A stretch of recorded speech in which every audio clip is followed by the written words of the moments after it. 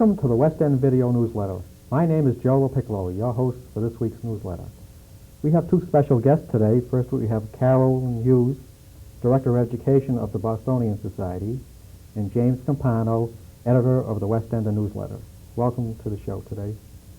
Carolyn, you are here representing the Bostonian Society today. Can you give us a little brief history of what the Bostonian Society is all about? Of course. The Bostonian Society serves as the city's historical society.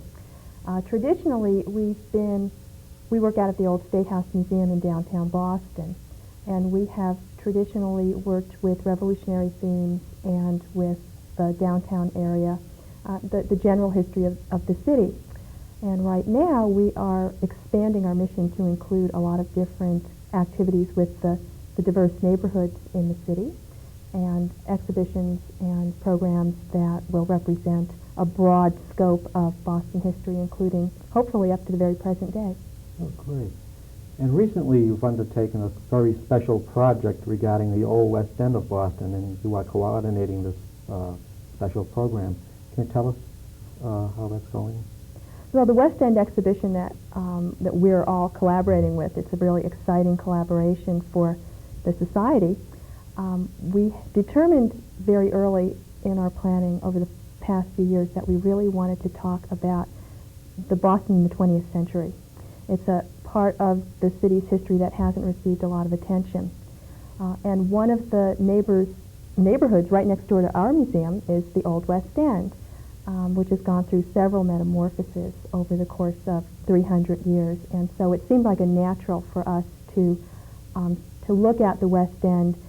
It was a really interesting neighborhood, and it has a really diverse and interesting history. And so that was one of the reasons that we chose that project to begin our, hopefully, what will be a series of exhibitions about different neighborhoods. Mm-hmm. And where do you get your funding from for this project?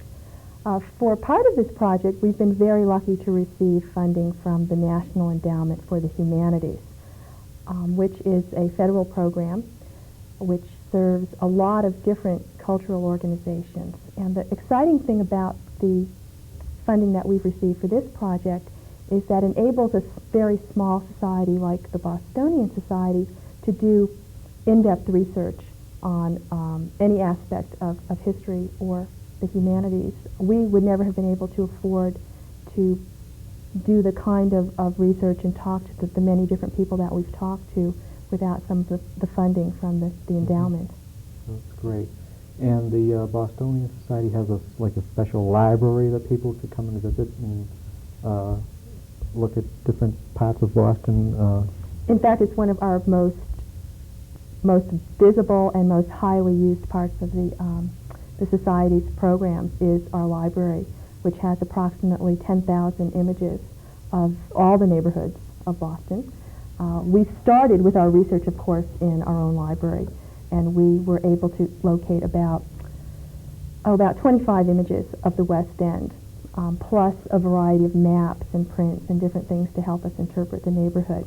But it became very clear that we needed to go beyond our resources and talk to people who remembered the West End, and we were very happy to be hooked up very early on with our companion here, Jimmy Campano, because we discovered early on in our planning for the program that your organization had done the 70 oral history tapes on former West Enders.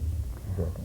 And we felt very strongly that one of the exciting parts of the show, the exhibition, is to have enough historical distance from the events of the 1950s, which is the focus of the exhibition, the 1950s period, to give us that historical perspective, but we also are so lucky to have the memories of the West Enders themselves who lived in the neighborhood.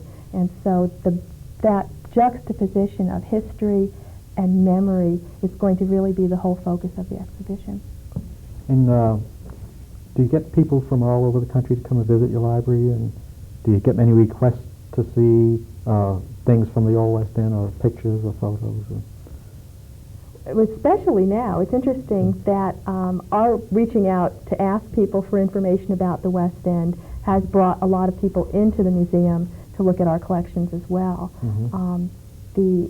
So that it's been a nice two-way street, because we've received a lot of information from former West Enders and other people in the neighborhood, other people in the whole city, Mm-hmm. About the West End, and about other. And it's interesting that they've also come forth with other pictures of neighborhoods that we hadn't really been looking at. Mm-hmm. But we're so happy to get different things for the. Oh, that's great. So this is mushrooming. Yeah. You're getting things that you never expected from other parts of the city also. Yeah. And it's mushrooming in both directions, because we have people coming to us who never would have thought to come to the Bostonian Society and use our library Mm-hmm. and see us as a resource for all the different communities in the city, so that we feel happy that we've been able to serve a lot more people. Great.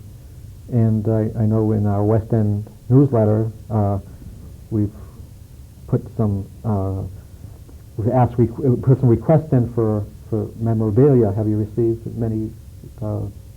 much memorabilia from that request? We have received quite a bit of response, and we should probably step back and talk a little bit about how we formed the planning for the exhibition, Okay. so that we can talk a little bit about how we got that stuff in, or what that stuff Okay. is. You formed a very unique committee, I understand. Can Yes. you tell us the makeup of that committee? Yes. One of the things that our grant has allowed us to do is to have two separate advisory committees for the project. One set of advisory committees, is comprised of scholars, an oral historian. Can you give us, do you remember the names of these? Sure. And a brief history of background of them? Yeah, they're a real interesting, diverse group. Okay. Dr. Catherine Neustadt is a folklorist and an oral historian, and she helps us interpret the 70 oral Mm-hmm. history projects that you all have compiled. And she also helps us look at things like issues of memory, and how oral history is part of history, traditional history. And so we can use the stories of the West Enders to tell history. Dr. Marc is a psychologist who originally worked with the West Enders in the 1950s during the urban renewal period. And since the urban renewal period is the focus of kind of the capstone of the show, when the neighborhood went through this dramatic change, we're very excited about having someone who was at the original process when the neighbors were moving out. So he really gives you a real in-depth view of his. Did he conduct interviews with Yes. residents at that time? Yes, he conducted interviews with the West Enders in 1958 and 59. He then did a follow-up study of the same people that he had interviewed a year later after they had moved out of the neighborhood to see how they were adjusting to their new environments. Since many of the people had been forced to relocate, since it wasn't something that they had planned to do until this urban renewal project came along and took away so much of the residential housing, they were trying to look and see what kind of patterns of trauma or grieving people went through, or how they settled into their new homes, and what that process was like. So that's been very exciting to have him on the project. Do you recall some of his workings, or what he discovered by talking to residents? Or In the first go-round, in the 1950 Yes. study, one of the things that was very interesting to me, because we were trying to look at history from a personal side, is that when people are forced to lose their homes, they go through a process that's very much like grief, that is like losing a loved one. And in a lot of ways, when I listen to the West Enders themselves speak, you can hear that sense of loss and that sense of longing, and and it makes sense, because the West End was people. We're always saying that. And we talk about history, and we talk about process, and we talk about memory. The West End is people. And when people talk about that period in their lives as loss, as grieving, it reminds you how much the West End was people. I know exactly what you're talking about, because Jimmy and myself both went through that process being former West Enders, and it's very true. trauma we've gone through being thrown out of our neighborhood. So, who else is on this committee? Gee, I'm not sure I can remember everyone off the top of my head. Dr. Will Holton is a professor from Northeastern University, and he's a sociologist and an urban historian. We have Dr. Gore, who is a sociologist who's studying contemporary Boston communities.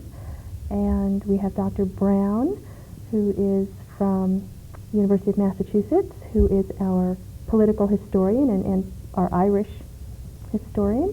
And finally, we have Dr. Tassiello from Pine Manor College and Boston University, who is our ethnic historian.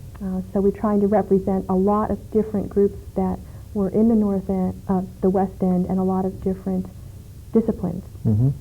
And complementing that is our wonderful group of former West Enders who serve as that counterpoint to the scholars. And Jimmy, you might want to talk about how we found you and who was on your committee. Right. Well, we were talking to the Bostonian Society, and we decided that it would be a good idea in this case, because the whole area is gone and it's just disappeared now, that to have on this particular National Endowment grant, to have a neighborhood board, advisory board, which is made up mainly of everyday people. We try to put on this board people that were ordinary people. We try to get some of Jewish descent, Italian, Irish. We try to get across the board spectrum so that you could get a sort of representation from just about everybody that lived there and get an idea from their perspective what they'd like to see in this particular display. And I think it worked rather well because we have quite a few people on there. Matter of fact, we've brought quite a few quite a few exhibits. We've got film and pictures, and everybody's put a lot of time into this, and we've brought it to the fore. We've got quite a bit of material right now. And matter of fact, we have a 3-minute tape that we'll be seeing later that was taken from 8mm films and made into a videotape. The advisory committee of regular West Enders, we meet about twice a month or once a month, sometimes twice a month. It's been working rather well. We've met with the national the academic advisory group, and it's a diverse group. You have females and males and different backgrounds, and it's really coming together great. It's been working rather well. And it's also bringing people together who probably haven't seen each other for a long time, also to reminisce about living in the West End, which is great too. Well, it's a good idea because it complements the academic work. Carolyn, this is going to be the first exhibit when the old State House. Can you tell us what's happening now at the old State House? Sure. In fact, what started this whole exhibition process for us, this decision to do a lot of different neighborhood exhibitions, is the result of what is a wonderful opportunity for the Bostonian Society and our Old State House Museum. The museum is currently closed for what will be a $6 million restoration project. And the renovation includes completely structurally repairing the building. The Old State House was built in 1713, and it's seen a lot of wear and tear and changes over the years, and so there have been a lot of maintenance kinds of things that have to be taken care of. It's an historic building, so the preservation process has to be considered very carefully, how we go about bringing in the craftsmen and the people who are going to perform the work on the building. And then it's also a museum of history. So it serves these two roles, being a site and a general museum of Boston history. And as part of that process, we are redoing state-of-the-art exhibitions in the museum that will reopen in 1992, probably in the summer. So the West End is part of the process of building all new exhibitions. Oh, great. In the museum. Okay, we're going to be going off to view the tape now of that former West End residents have brought to the committee. And can we take a look at this tape now? Well, those are street scenes of the West End, basically. You see the old cars. Yeah, this is typical of some of the material that's been coming to us from the former West Enders. And they've really, it's the piece that we could never find in traditional historical institutions. We really need the neighbors to give us their pieces of personal history. You know, the kids on the street, it's very typical. And having home movies, having it in action is real exciting. And it's good to look back. You can see where you've been. Why don't you tell, too, what family brought this? Oh, Eddie Nyland, the Nyland family who lived on, what was it, Auburn Street. Who lived on Auburn Street. They donated the 8mm films. And taken over in the 50s? 57 or 58, in and around there. And they're quite good. They're fairly good. We've seen some scenes of Camp Gannett, which the kids from the West End went to when they were younger. You're in one of these. Right, well, that wasn't technically the West End, but it was because it was part of what we lived. We went out there in the summer and saw some trees instead of bricks. A whole different thing. It's interesting. I like to watch them. There's a scene from the Horse and Buggy, where a group of us got together and we rented a horse and buggy and took a trip out to the countryside. And we're seeing that now.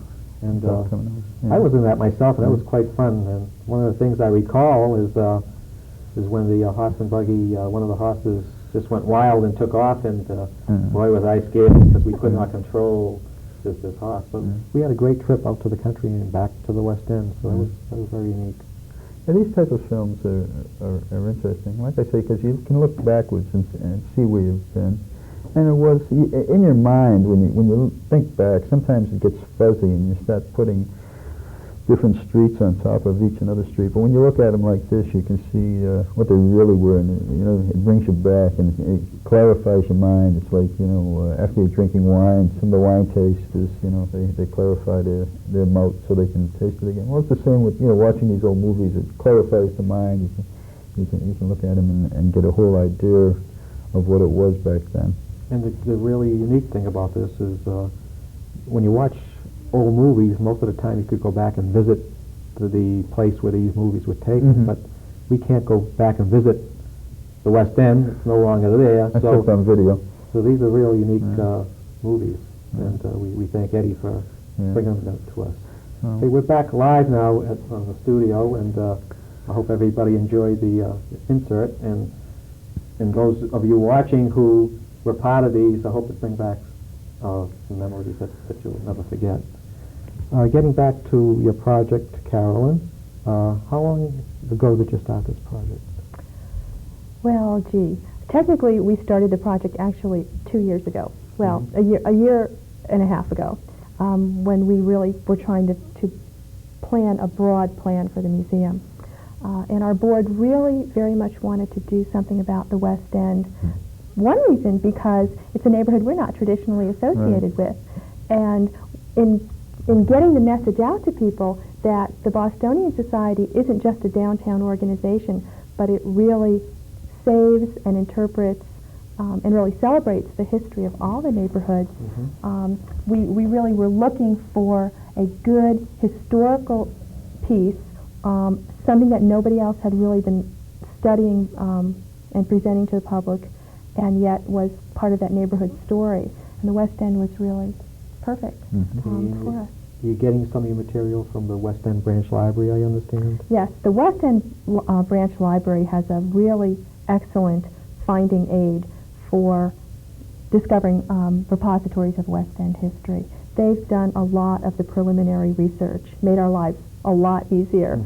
They have gone to all the different libraries in the city, in the greater Boston area. They have a big collection of material from West Enders themselves and newspaper clippings about the renewal period. So it was a really excellent start for us because it really helped put the whole project in perspective. And then from there, with the help of the National Endowment for the Humanities, we were able to go to a little more far afield and to some of the libraries and archives that were a little harder to get into, were a little less obvious places to look for West End material. How about the newspapers? Were they cooperating at all in giving you? Is it? I have to say, the Boston Herald has been fantastic. They have a great photo archive. They are really helpful, and the archives is run by a photo buff who really enjoys looking through the old stuff, and so they've been terribly helpful. And the Boston Globe is a little bit more. They're very helpful, but they're a little bit more formal than it. So it's interesting to watch that happen because I think the Boston Globe has a little more formal reputation anyway. Everybody that we've gone to have been helpful. We've gone to Schlesinger Library.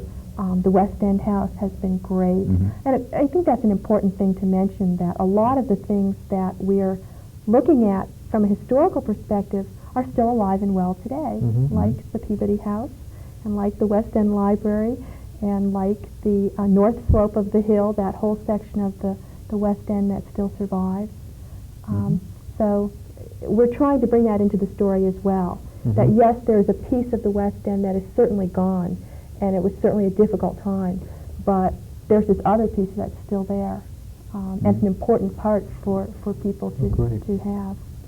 And you also have a great collection of the West Ender newsletter that began about 5 years ago. And have you read through some of the editions of the newsletter? Oh, I've read through a lot of the editions of the newsletter. And Jimmy really keeps me on my toes because he's always asking me, did you read this story or that story? And it's a great resource. It really is the personal touch that we couldn't have without your West Enders, without the people themselves telling us their own stories. Well, what have you learned from the newsletter? I mean, the newsletter is compiled of a lot of letters that people write in about their memories of the West End. Have you learned much from these letters? Yeah, I think the biggest thing that the individual stories help tell us is that when we have a lot of factual material about the neighborhood, statistical material about the neighborhood, but it's very hard to get at how people feel about the neighborhood, what people remember, their relationships, and that's what the newsletter gives us, is how people interacted. Jimmy, did you want to say something? No, I was just saying it's a written oral history, a written record of oral history. It just has it's things that people wanted to say and that's been recorded. So it's recorded history that comes out 3-4 times a year. Yeah, stories is how traditional stories are how people share themselves with other people. I think we feel very grateful that the West Enders share their stories with us because that's their personal history. And that's a little bit of who they are. And if we can share a little bit of who they are with our visitors to the exhibit, I think we've done the best service that we can for the neighborhood. The neighborhood speaks for itself. Do you find a uniqueness in what you read from this newsletter about the people from the West End? Is there a closeness about them or the neighborhood that you're finding that is unique? I think one of the unique things is the solidarity of the neighborhood and the diversity of the neighborhood, and a lot of people are fond of saying that the West End was a little United Nations because of the estimated 23 different nationality groups that lived there. And if one thing comes out very strongly in the letters is that the people really cared about each other in it seems to be a unique way in a lot of ways, particularly given the diversity of their backgrounds and the conflict that could have been. There's something about the West End experience that I can't put my hand on because I'm not a West Ender, but it certainly comes through when you all talk about it. Jimmy, in the newsletter, what is the circulation of your newsletter? Right now about 2,900, just to hear on it. And we send out to 30 states, and we're pretty much I think there's about 2,000 within the Boston area. So we have most of our readership within the Boston area, and we survive on donations. So if anybody out there wants to, just send something into the newsletter, we'll accept it. And you should, maybe you should tell everybody where they could send anything that they want to, any mementos or relics of the old West End that they want to send to the Bostonian Society. Tell them how they could do it. We'll certainly appreciate anyone who has photographs or objects, memorabilia, personal artifacts like yearbooks and church material. We're really looking for things about parish life or life in the synagogues. And they can certainly call us at the Bostonian Society. We're at 206 Washington Street in downtown Boston, and would be happy to talk to people and to look at their stuff and give it back. We don't want to keep people's personal possessions. We want to make a record of things and borrow them for the exhibit, but we know how precious they are to people. You have to give us an important telephone number to call. An important telephone number, 720-3292, direct line to me, and we're happy to talk to you anytime, Monday through Friday. Can you tell us a little bit about what the exhibit will look like? Has that been formalized yet, or are you? We're just at the starting stages of that, so it's hard to talk about exactly what it will look like. One thing that will very much come through are full-size photographs of some of the individual people in the neighborhood and some of the street scenes, large photo murals that will give people a real sense of walking through the neighborhood. Walking down the streets. Walking down the streets, hearing the sights and sounds of the streets, and listening to people tell stories about their experiences. Okay, and will you be a stoop too? They're going to have we're going to have a corner with a lamppost. So. For everyone who remembers the corner, corners at the West End. Anybody who ever lived in the city, you'll remember your corner, and we'll have it there. We have. You spoke briefly about the oral history taping of the former residence. I was part of that myself. Jimmy and I put that together. Are you going to be showing those tapes also, or is there going to be like a There's going to ongoing yes. There's going to be a video station where people will see a straightforward video about the neighborhood, but also have a chance to make some choices about listening to a number of different people talking about their experiences, different age groups, men and women, different ethnic groups. And so the stories are a real important part of the exhibit. And having people tell them in their own voices is a real important part. And when does this exhibit expect to be open? When are you going to open? Well, given construction delays, we are pretty hopeful that the museum will be opened in spring of 1992. It will certainly be open in the summer of 1992. Great. Okay, thank you very much for being here today. You're great guests, and you brought a lot of insight into the old West End of Boston, and we hope to be working with you to make this exhibit possible and give you all the help we could. And I hope you enjoyed our show out there, and see you at the next West End video newsletter.